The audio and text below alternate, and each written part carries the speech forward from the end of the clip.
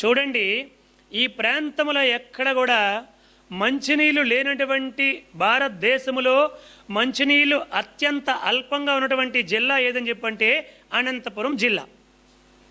భారతదేశంలోనే మంచినీళ్ళు తక్కువ ఉన్నటువంటిది మన అనంతపురం జిల్లా. ఇది అందరికీ తెలుసు, చదువుకున్న వాళ్ళందరికీ కూడా తెలుసు, మేధావులందరికీ కూడా ఈ విషయం తెలుసు.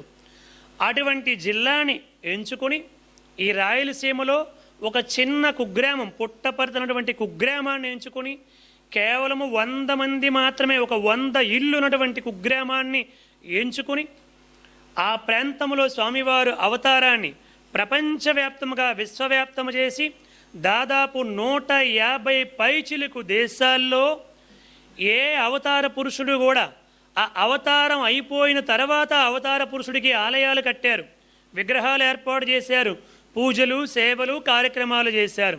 కానీ సత్యసాయి బాబా గారు ఆ అవతార పురుషుడు ఉంటూ ఉండగానే, శరీరముతో ఉండగానే ప్రపంచములో 150 దేశాల వారు పుట్టపర్తికి వచ్చి స్వామిని భగవంతుడి అవతారముగా గుర్తించి వారి దేశాల్లో ఆలయాలు నిర్మాణం చేసుకొని అనేక సేవా కార్యక్రమాలు చేసుకొని స్వామివారు చెప్పిన మార్గములో తరిస్తూ ఉన్నారంటే అది సత్యసాయి పరమాత్ముడి యొక్క అవతారం యొక్క దివ్య శక్తి. అది చూడండి.